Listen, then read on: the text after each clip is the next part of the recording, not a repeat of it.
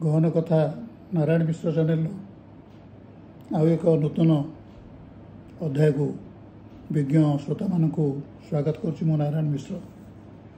आज विषय गत जन्म ए जन्म आउ परजन्म ए विषय टी आलोचना करवा। गत जन्म त्रेतया जुगे सुपर्णखा जिते रामचंद्र को देखला से मने मने भाविला जे यही मोर स्वामी इतने सुंदर रूप थी पारती पृथ्वी में से केवे चिंता कर नथिला। मने मने तांको स्वामी रूप चिंता करी तांको निकट को जाइथिला। एक कथा भावग्राही रघुनाथ जानी पारथिले। तेणु तापर जुगरे ताको द्वापर रे कुब्जा करी जन्म करथिले। पूरा अंटा बंका असुंदर करी जन्म करथिले एवं ताको सुंदर करथिले से निजे श्रीकृष्ण एवं तार जो अभिलाष थिला जो भगवान को स्वामी रूपे पाइब तार से अभिलाष पूर्ण करते। त्रेतया जुगर सुपर्णखा द्वापर जुगरे कुब्जा होता बोली लोक मैंने कहती। आउ एक उदाहरण देखु बाड़ी कन्या रत्नबाला जिते बामन को देखला बापा बड़ी द्वार से हठात भाविला एमती मोर गोटे सुंदर पुओ था कि एमती गोटे पुओ को मुझे स्तनपान कराइबार सुजोग पाती कि भगवान मने मने तथास्तु करदेले। परजन्म सी पूतना ही जन्म होला एवं पूतना ही श्रीकृष्ण को क्षीर पीला हुए तो ताजू से मुख्य होला किंतु भगवान निजर अंतरर भाव सहित जहाँ मागिबे भगवान को जहाँ मगा जाए से निश्चित पूर्ण करती। ये दुईटी उदाहरण। तृतीय उदाहरण देखु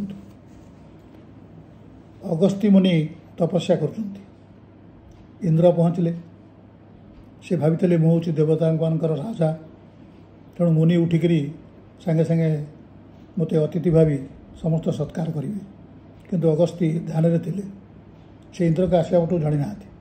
इंद्र सांगे सांगे अभिशाप देले कि तू परजन्म गज ही जन्म रागिगले परजन्म गज ही जन्म हेले किंतु भगवान कौन करती से देखती जे मुनि ऋषि मान अभिशाप तो पड़ो निश्चय किंतु मते जन्म नहीं पुणी उद्धार करा पड़ो कारण किसी भूल ना।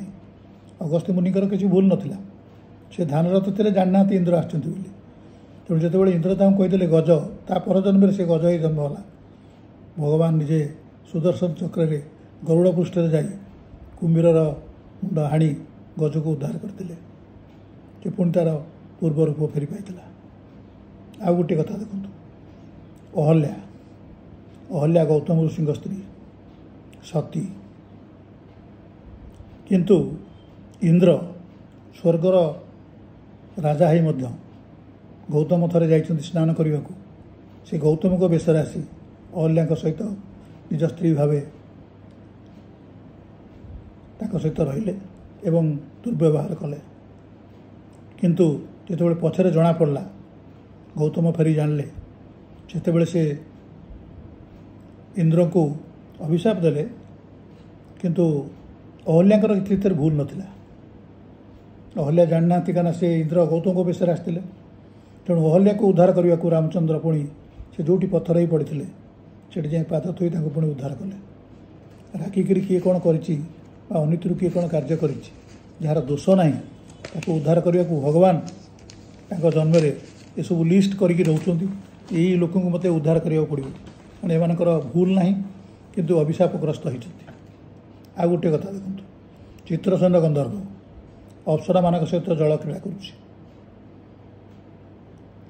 कर किसी तार भूल ना। गंधर्व मैंने अप्सरा मान सहित जल क्रीड़ा कर देखीदे किए ना रेणुका रेणुका देखिकी मनरे टिके काम भाव उद्रेक होता से देखुं ये खेलुं गंधर्व चित्रसेन गंधर्व अप्सरा मान सहित खेलुं तेणु सांगे सांगे पुओ परशुराम को कहगला जे तुम्हें माता का शिरच्छेदन कर। पितुराज्ञा पाड़ी सांगे सांगे माँ का रेणुका का शिरच्छेदन करागला। इधर रेणुकार किसी भूल नथिला।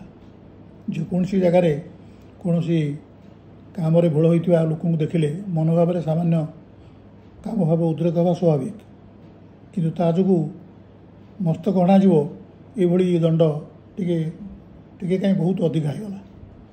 ତେଣୁ ଭଗବାନ ବାଧ୍ୟ ହୋଇକରି ତାଙ୍କୁ କୈକେୟୀ ରୂପରେ ଜନ୍ମ ଦେଲେ।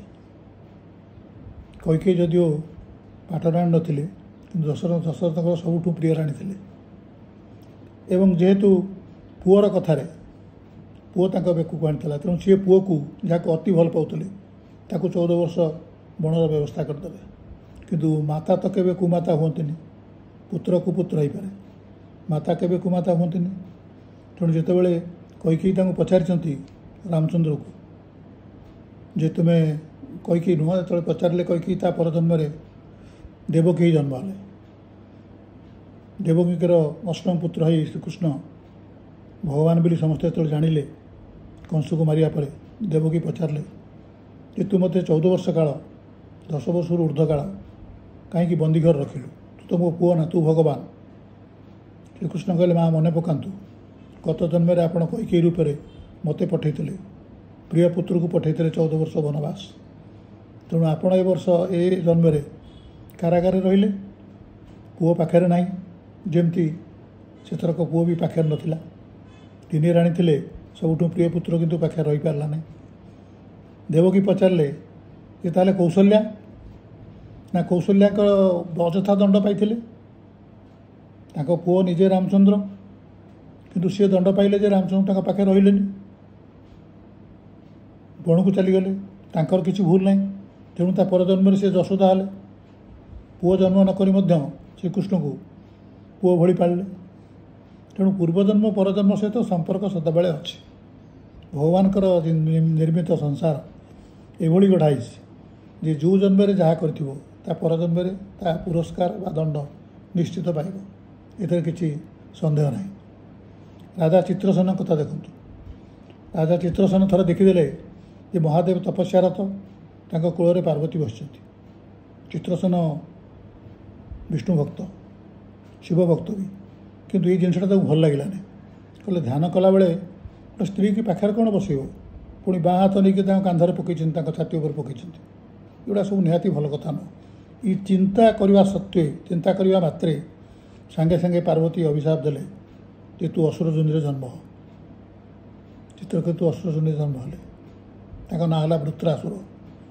କିନ୍ତୁ ବୃତ୍ରାସୁର ଏଭଳି ଆଧ୍ୟାତ୍ମିକ ଲୋକ ଥିଲା ଯେ ବାରମ୍ବାର ଇନ୍ଦ୍ର ଯେତେବେଳେ ନିରସ୍ତ୍ର ହୋଇଯାଉଥିଲେ, ଇନ୍ଦ୍ରଙ୍କ ସହିତ ତାଙ୍କ ଯେତେବେଳେ ଯୁଦ୍ଧ ହେଲା, ଯେତେବେଳେ ଇନ୍ଦ୍ର ଶସ୍ତ୍ରହୀନ ହୋଇଛନ୍ତି, ତାଙ୍କୁ ବଦ୍ଧ ନ କରି ତାଙ୍କୁ ଶସ୍ତ୍ର ଦେଇଛନ୍ତି।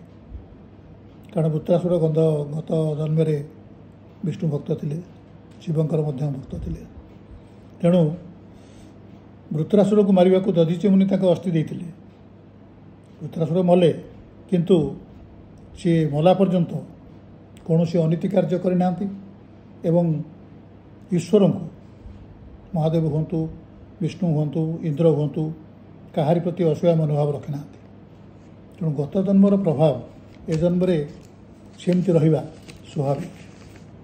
ଆଉ ସନକାଦି ମୁନିଙ୍କ କଥା ତ ଆପଣ ଜାଣିଛନ୍ତି। ସେମାନେ ସବୁବେଳେ ବାଳକ ରୂପରେ, ଚାରି ଭାଇ ବ୍ରହ୍ମାଙ୍କ ନିଜ ପୁତ୍ର ବାଳକ ରୂପରେ ବୁଲୁଥାନ୍ତି। ତେଣୁ ତାଙ୍କୁ ଯେତେବେଳେ ବିଷ୍ଣୁଙ୍କ ଦ୍ୱାରପାଳ ତାଙ୍କୁ ଭିତରକୁ ଯିବାକୁ ନଦେଲେ, ସେମାନେ ସେ ଦୁଇ ଭାଇକି ଅଭିଶାପ ଦେଲେ ଯେ 3 ଜନ୍ମ ପର୍ଯ୍ୟନ୍ତ ତୁମେ ଅସୁର ଜନ୍ମରେ ଜନ୍ମ ନିଅ, ମର୍ତ୍ତ୍ୟ ଲୋକକୁ ଯାଅ। ସେମାନଙ୍କର କିଛି ଭୁଲ ନାହିଁ। ଯେ ଦ୍ୱାରପାଳ, ସେମାନେ ଛୁଆ ଦେଖିକିରି ଛାଡ଼ିଲେନି।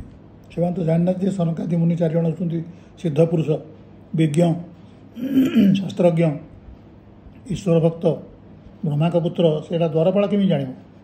ତେଣୁ ଦ୍ୱାରପାଳ ଯେଉଁ ଜନ୍ମ ନେଲେ ମର୍ତ୍ତ୍ୟରେ, ତାଙ୍କୁ ଉଦ୍ଧାର କରିବାକୁ ଭଗବାନଙ୍କୁ 3 ଥର ଜନ୍ମ ଦେବାକୁ ପଡ଼ିଲା। ନୃସିଂହ ଅବତାରରେ ହିରଣାକ୍ଷ ହିରଣ୍ୟକଶିପୁ ରୂପେ ତାଙ୍କୁ ଉଦ୍ଧାର କଲେ। ରାମ ଅବତାରରେ ରାବଣ ଆଉ କୁମ୍ଭକର୍ଣ୍ଣଙ୍କୁ ଉଦ୍ଧାର କଲେ, ଏଇ 2 ଭାଇ ଯେଉଁ ଜନ୍ମ ହୋଇଥିଲେ। କୃଷ୍ଣ ଅବତାରରେ ଶିଶୁପାଳ ଆଉ ନନ୍ତବକ୍ରକୁ ଉଦ୍ଧାର କଲେ। ତେଣୁ ଭଗବାନ ଯେତେବେଳେ ଦେଖନ୍ତି ଯେ ତାଙ୍କର ଯେଉଁମାନେ ଋଷିମାନେ ଅଭିଶାପ ଦେଉଛନ୍ତି ସେ ଯଥାର୍ଥ, ତାହେଲେ ତାଙ୍କର କିଛି କରିବାର ନାହିଁ। ଯଦି ଦଣ୍ଡ ଟିକେ ଅଧିକା ହେଇଯାଇଛି ଏବଂ ଯାହାକୁ ଦଣ୍ଡ ଦିଆହେଲା ତାର ପ୍ରାୟ କିଛି ଭୁଲ ନାହିଁ, ଭଗବାନ ନିଜେ ଜନ୍ମ ନେଇ ତାଙ୍କୁ ସେ ଦଣ୍ଡରୁ ଯେ ଖାଲି ମୁକ୍ତ କରିଛନ୍ତି ସେ କଥା ନୁହେଁ, ଉଦ୍ଧାର କରିଛନ୍ତି, ମୋକ୍ଷ ଦେଇଛନ୍ତି। ପୂର୍ବ ସ୍ଥାନକୁ ଫେରାଇ ଦେଇଛନ୍ତି। ତେଣୁ ଏଇଭଳି ଈଶ୍ୱର ଯିଏ 14 କୋଟି ବ୍ରହ୍ମାଣ୍ଡ 14 ବ୍ରହ୍ମାଣ୍ଡ ପାଳନ କରୁଛନ୍ତି, ସଚରାଚର ଜୀବକୁ ପାଳନ କରୁଛନ୍ତି, ଜନ୍ମ ଦେଇଛନ୍ତି ଏବଂ ସଂହାର କରୁଛନ୍ତି।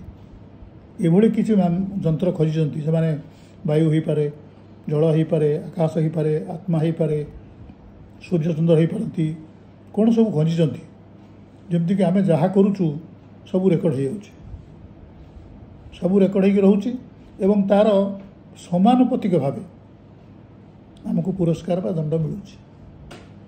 ତେଣୁ ଏଇଭଳି ଈଶ୍ୱର ଯାହାଙ୍କ ବିଷୟରେ ଆମେ କାହିଁ ଋଷିମାନେ ମଧ୍ୟ ଚିନ୍ତା କରିପାରିନାହାନ୍ତି, ସେ କିଏ, କେତେ ବଡ଼, କ'ଣ କ'ଣ କରିପାରନ୍ତି। କୋଟି କୋଟି ବର୍ଷ ଧରି ତପସ୍ୟା କରି ମଧ୍ୟ ଯେଉଁମାନେ ଜାଣିପାରୁନାହାନ୍ତି, ଆମେ ତ ମାତ୍ର ସାମାନ୍ୟ ମଣିଷ, ଆମେ ଜାଣିବାର ପ୍ରଶ୍ନ କିଛି ଉଠୁନି, ପ୍ରଶ୍ନ ଉଠୁନି। ତେଣୁ କିନ୍ତୁ ଏ ନିୟମଟା ଯେଉଁ ଅଛି ଯେ ପୂର୍ବଜନ୍ମମାନଙ୍କରେ କରିଥିବା କର୍ମ ଏ ଜନ୍ମରେ ଏବଂ ଏ ଜନ୍ମରେ କରିଥିବା କର୍ମ ପରଜନ୍ମରେ ନିଶ୍ଚିତ ଭୋଗ ହେବ, ଏଥିରେ ସନ୍ଦେହ ନାହିଁ। ଏଇ ହେଲା ପୂର୍ବଜନ୍ମ, ଏ ଜନ୍ମ ଆଉ ପରଜନ୍ମର ଏଇ 10-12ଟି ଉଦାହରଣ। ଭାବୁଛି ଆପଣମାନଙ୍କୁ ଭିଡ଼ିଓଟି ଭଲ ଲାଗିଥିବ। ଯଦି ଭଲ ଲାଗିଥିବ ତାହେଲେ ଲାଇକ୍ କରନ୍ତୁ, ସେୟାର କରନ୍ତୁ, ଚ୍ୟାନେଲଟିକୁ ସବସ୍କ୍ରାଇବ୍ କରନ୍ତୁ। ଯେଉଁଠି ଯେଉଁଠି ଭୁଲ ହେଲା ତାକୁ କମେଣ୍ଟ ମାଧ୍ୟମରେ ଜଣାନ୍ତୁ, ତାହେଲେ ଏଣିକି ସେ ଭୁଲ ଗୁଡ଼ିକ ସୁଧୁରିଯିବ ଏବଂ ଆମ ଭିତରେ ପୁଣି ସେ ବନ୍ଧୁତା ଅବ୍ୟାହତ ରହିବ। ଆଜି ପାଇଁ ଏତିକି, ନମସ୍କାର।